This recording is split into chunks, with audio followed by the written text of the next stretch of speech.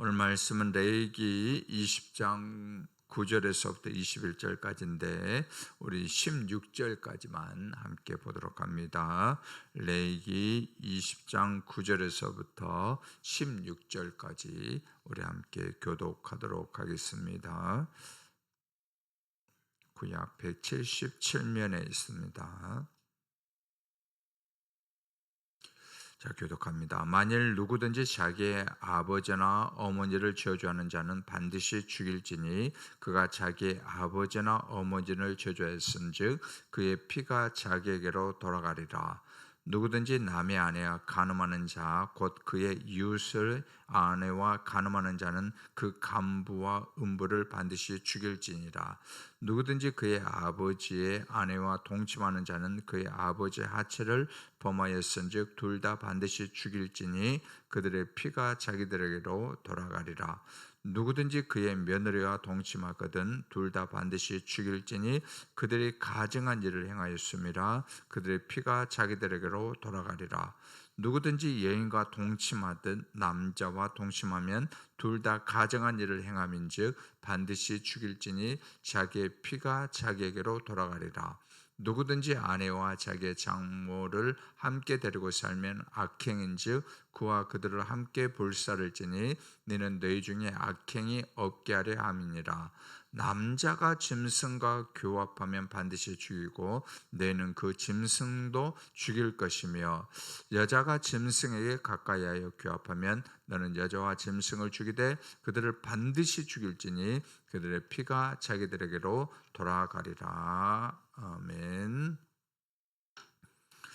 오늘 이 새벽에도 하나님께서 주시는 풍성한 은혜로 또 복된 삶이 되어지기를 주의 이름으로 축원합니다.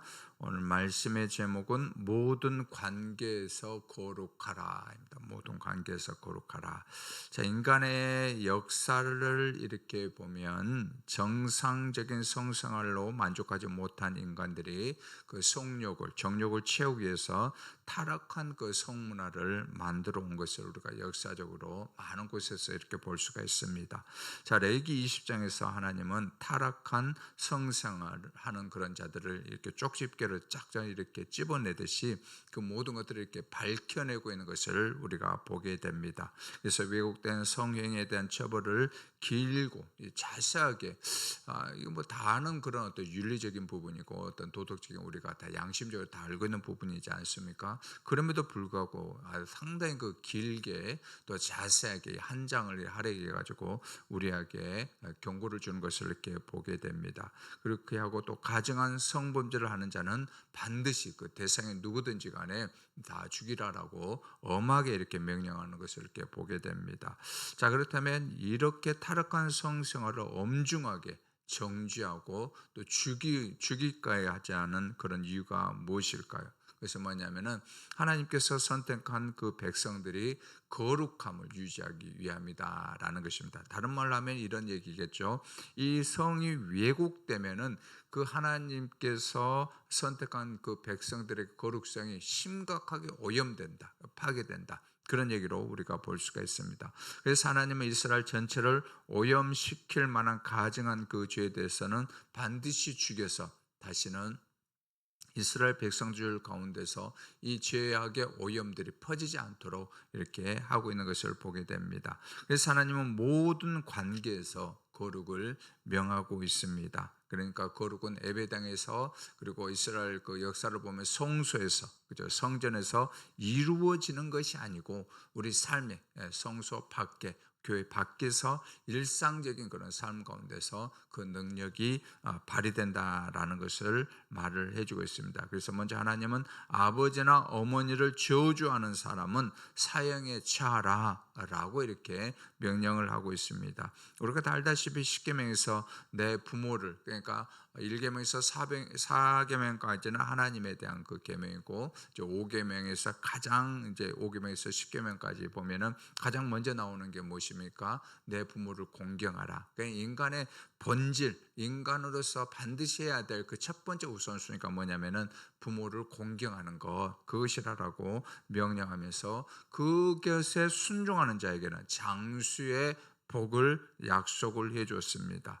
자, 그래서 본문에서 부모를 저주함으로 부모 공경의 계명을 어긴 자에게는 생명을 빼앗는, 그죠? 생명을 빼앗는 그런 엄한 벌을 명하는 것을 보게 됩니다. 자, 생명의 창조 주신 하나님은 아담과 하와를 창조를 하셨습니다. 그리고 그 위에는 이 창조의 역사가 어떻게 해서 이어지게 했느냐면은 남자와 여자의 그 결혼 관계를 통해 가지고 생산케 하심으로써 창조의 그 사역을 사람들이 계속 이어갈 수 있도록 하나님께서 임을 해 주었습니다. 그러므로 자녀에게 부모는 어떻습니까? 하나님의 대리자로서 그 권위를 갖게 되는 것입니다. 그런 부모를 저주한다, 자녀들이 저주한다라는 그런 죄를 가지고 있으면 어떻게 됩니까? 창조주 하나님을, 그죠, 저주하는 그것과 동일한 성격이므로 하나님께서 반드시 죽여야 된다라고 이렇게 말을 하고 있습니다. 자, 오늘날 관점에서 보면은 와, 이렇게까지 할 수가 있느냐라고 이렇게 할 수 있는데, 그런데 우리가 얼마 전에 뉴스입니까? 너무나도 놀란 뉴스를 우리가 봤지 않습니까? 대구죠. 대구에서 그 장모님을 그 사위가, 그죠? 하루 종일 그렇게 막 이렇게 패고 그렇게 해가지고 결국에는 죽여가지고 캐리에다 싣고 딸과 함께, 그죠? 그 강에다 버리는 그런 일들이 이렇게 일어났죠. 그거 보면 너무나도 그러더라고요. 그죠? 어떻게 사위가 그 장모를 그렇게 할 수 있는가? 그런 것들이 있는데, 자, 이런 일들, 그죠? 이렇게 함으로써 하나님은 그런 일들이 일어나지 않도록 일벌백계로 이스라엘 백성들에게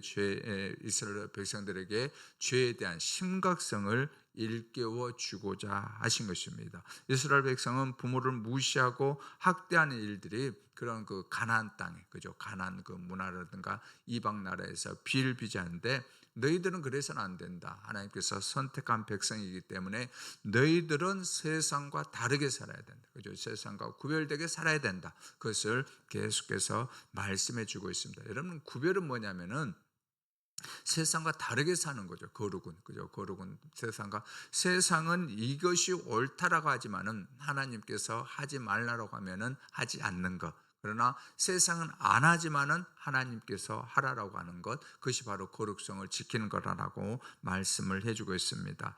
자, 하나님은 또 남자가 부모를 떠나 아내와 연합한 아름다운 그 가정을 이루게 하셨습니다. 그래서 성을, 그죠? 이 성을 사용할 수 있는 유일한 통로는 어디입니까? 가정이죠. 또 부모가 아니고 배우자, 그 관계에서 이루어지게끔 하셨습니다. 그래서 하나님은 이 성을 통해서 연합을 이루고 사랑의 관계가 더욱더 깊어지게 하셨습니다. 그러나 죄는 어떻습니까? 이 사랑의 관계를 파괴하고 무너뜨리는 것입니다. 주님 오시는 그날까지 이것은 계속될 것입니다. 그래서 관계 속에서 필요한 것은 하나님의 말씀의 기준을 우리가 철저하게 따르는 결단입니다. 자, 그렇게 하고 간음한 남녀는 둘 모두 다 사형에 처하라라고 명하십니다. 여기 보면은 여러 가지가 있는데, 모친과 동침한 아들이 있다면, 또 며느리와 동침한 시아버지가 있다면은 간음한 모두를 죽여야 된다라고 말씀을 해주고 있습니다. 이것은 형벌이기도 하지만 무엇입니까? 예방책이기도 했다라는 것입니다. 여러분들, 우리에게 주신 십계명은 뭐냐면은 우리를 막아주는 가시 울타리와 같습니다. 가시 울타리야. 여러분, 이것을 넘어가면은 우리의 모든 것들이 편할 것 같지만은 결코 그렇지 않습니다. 가시 울타리처럼 보이지만은 그 가운데 있을 때에 우리의 영혼과 우리의 몸이 건강하게 유지된다라는 사실을 우리가 꼭 기억해야 된다는 것입니다. 자, 가족끼리 간음한 가정 어떻게 되겠습니까? 모든 관계가 다 깨어지는 거죠. 그죠? 살아있지만은 죽는 것만도 못한 그런 삶의 현실일 것입니다. 하나님은 그런 죄의 길에서 떠나라라고 준엄하게 명령을 하고 있습니다. 자, 남자가 남자와 동침하는 경우에 동성애죠. 그죠? 여자가 여자와 동침하는 것, 남자가 남자와 동침하는 경우도 마찬가지죠. 그죠? 우리나라에 자꾸 이 동성애법을 통과시키려고 하는 것, 이건 절대로 안 된다는 거죠. 그죠? 이것은 나라를 망하게 하는 거고 우리 후손들을 망하게 하는 거기 때문에 절대로 안 되고 우리가 막아야 된다는 걸 꼭 알아야 되고, 또 아내와 장모를 함께 취하는 경우도 여기서 마찬가지죠. 돌로 쳐서 죽여야 된다라고 말씀하고 있습니다. 여러분들 이런 일들이 우발적으로 일어나는 것처럼 보이지만 절대 그렇지 않습니다. 왜 그럴까요?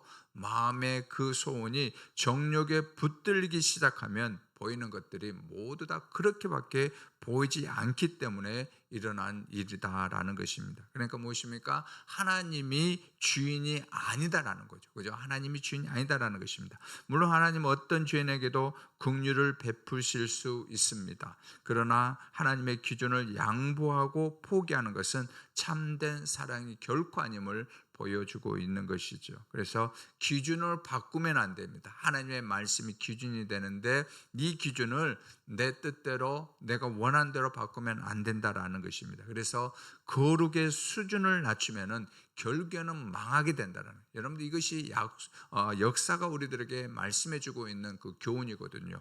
거룩의 수준을 낮추면은 뭐 낮은 대로 갈 것 같지만 결국에는 망하게 된다는 것을 우리가 알아야 되는 것입니다. 자, 생명의 질서를 어지럽힌 행위는 하나님의 기준을 따라 철저하게 다루어졌습니다. 짐승과 교접하는, 그죠? 수관을 나는 이런 남녀도 마찬가지죠. 그 짐승과 함께 다 돌로 쳐 죽여라라고 말을 하고 있습니다. 사람의 죄가 교접한 짐승마저 더럽혀게 했고 그들의 피가 자기에게로 돌아오게 그렇게 만들었습니다. 그래서 죄의 전염력은 무엇보다도 강합니다. 대충 눈 감아주고 대충 넘어간다고 해가지고 그게 없어지지 않는다라는 사실입니다. 그래서 여러분, 죄는 무엇입니까? 나병과 같다고 했죠. 죄는 또 어떻게 했습니까? 누룩과 같다 했습니다. 안 퍼지는 것 같은데 이거 점점 퍼지고 있는 것이 바로 죄라는 것입니다. 어디서든, 가족에게서도, 여러분들 교회 안에서도 똑같다라는 것입니다. 그래서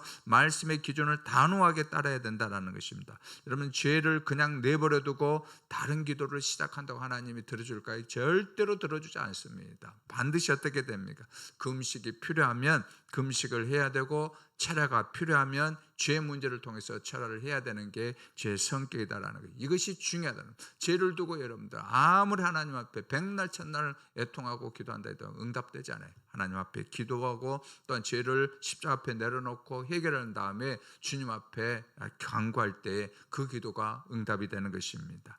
또한 여러분, 이모나 고모와 성관계를 맺은 경우로 벌을 면할 수가 없는 게 바로 17절 19절에도 나옵니다.